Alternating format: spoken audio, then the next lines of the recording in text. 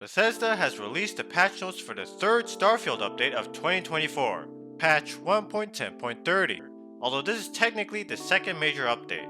And boy, it's an update alright. Unfortunately, the bad news is Creations is not coming in this update, nor have we gotten any additional information on any upcoming DLCs for Starfield. In my previous video, I predicted that the Starfield Creation Kit would be coming with this update. Turns out I've overestimated Bethesda's ability to deliver mod tools to their space game. Instead, we got another one of those updates with more improvements and bug fixes as they get ready to add more features and content to Starfield this year.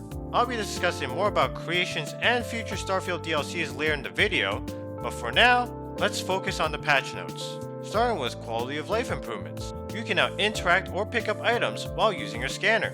Previously, you had to exit scanning mode before you can interact with it. This was something that should have been in the game in the first place, but it's here now, so better late than ever. No more having to press an extra button to get my hands on those spiral creepers. Next, they've added facial expressions to photo mode, another addition that's long overdue. Now you can give facial expressions to not just yourself, but your companions as well. I count 8 different expressions in that one clip they showed. I hope it's more than that. No more blank faces while trying to take cool photos of you and your companions. And also they're adding more poses for Vasco as well. Another neat change they mentioned is setting course on an inactive mission will automatically make it active.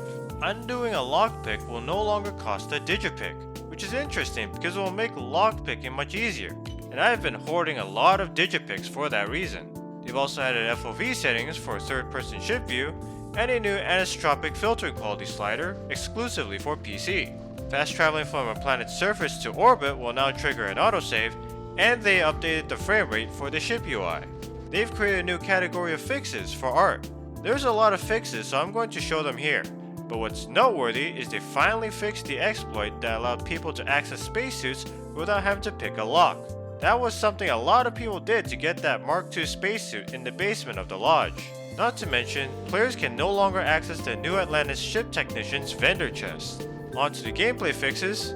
Again, there are also a lot of fixes. They finally fixed an issue where player house decorations would disappear when there is a state change in New Atlantis, which I believe affected a considerable number of users and discouraged some from decorating. Also, good news if you're a stealth player, mini-bots no longer influence the stealth meter. They mentioned they fixed the sprinting bug that caused the player's head to turn left, which led to a Twitter user to smugly reply to that post that a modder fixed that 5 months ago. Onto graphics. A lot of minor fixes, nothing really sticks out to me other than the improved particle lighting when using the flashlight. Looking at Outpost fixes, I still don't see any fix for your outpost randomly exploding after spacers briefly spawn then despawn. Here are the quest fixes. Now there's a shit ton of quest fixes, so I'm just going to show them here.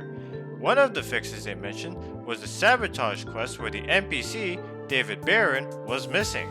Hopefully, you'll find any quests that you had issues with in this list. They've created another new category of fixes for saving and loading. I believe the issue of the player appearing to be in a falling state affected me once, and that was not fun. On to the ships and text fixes. They finally fixed that bug where the entire city of New Atlantis would follow your ship. And lastly, the UI. The big change is now holding RB or Alt on the star map will reveal names of all star systems. You know how much time I wasted trying to look for that one star system I want to go to like Jaffa or Porama? I mean, again, better late than ever. They've also created a new way to control your ship's power using left alt and numpad keys exclusively for PC. In total, there are over 400 fixes and improvements in this update, and I'm not gonna bother counting them all because I want to get this video out. But I believe that's more than triple of the January update.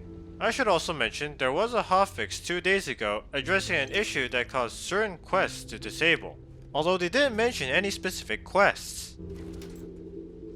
And that's all for the patch notes. Now let's look forward a little further into the future. In my previous video, I predicted that Creations was going to come out in this update, and I was actually confident in that prediction based on previous Bethesda releases. The Skyrim Creation Kit came out in February 2012, less than 3 months after Skyrim's release, and the Fallout 4 Creation Kit came out in April 2016, 5 months after Fallout 4. So it didn't seem unreasonable to think that Starfield's Creation Kit will come out in this update, about 6 months after the game's release. But unfortunately, my confidence was misplaced. Now we have 6 major updates left for Starfield for 2024. The earliest the creation kit can come out is now early May. That means the Shattered Space expansion can come out no earlier than mid-June, because there's no way that Bethesda will release Creations and Shattered Space at the same time. That would be utterly stupid. Now there's also the possibility, and I can't rule this out, that Shattered Space comes out before Creations. I think that's much less likely to happen, but again, can't rule it out. It did happen with Fallout 4, the Automatron DLC released before the Creation Kit, and it technically can be considered a story expansion. It adds a new questline and new gameplay mechanics, but wasn't a very substantial expansion. By the way, Bethesda still hasn't released any info about Shattered Space, so if it isn't coming out in May, then we'll hear about it in June, probably before the Xbox showcase, and then they'll talk about it more during the showcase. Heck, there may even be another Starfield Direct for not just the expansion, but for other future content they have planned for this game. There are some hints about how the Creation Kit will launch. There was a Reddit post from almost 2 weeks ago suggesting that the Creation Kit will be open to verified creators first for testing. For those who are not aware, the Verified Creator program allows modders to make money off of their mods via royalties. But like YouTube and other creator-centric platforms, you have to meet certain requirements and be approved by Bethesda in order to start making money. What's interesting is, this is a relatively new program that was launched last December and was meant to replace Creation Club. Oddly, it only supports Skyrim as of this recording, so Fallout 4 modders are stuck with Creation Club. So we might be seeing paid Starfield mods pretty soon. But how many verified creators are there making mods for Starfield? I don't think there's that many given the negative reception of this game. With the release of this update, we're not going to see any new potential content until May at least.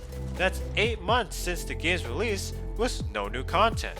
If the May update is another fixer-upper and improvements update, I swear, I don't know what I'm gonna do.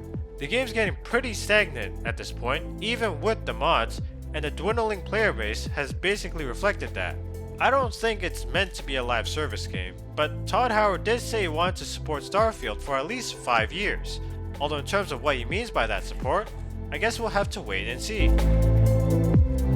If you made it this far into the video, thank you so much for watching, I really appreciate it. And if you enjoyed or found this video helpful, hit that like button, subscribe and ring that bell. Do you like the new update or not? Let me know in the comments below. Personally, for me, it's kinda meh. I mean, it's not a bad update, but I was really hoping Creations would come out this update in some form. I have some theories on what the Shattered Space expansion might be, along with other future content coming to Starfield. If you want to know what that is, then I highly recommend you watch this video right here.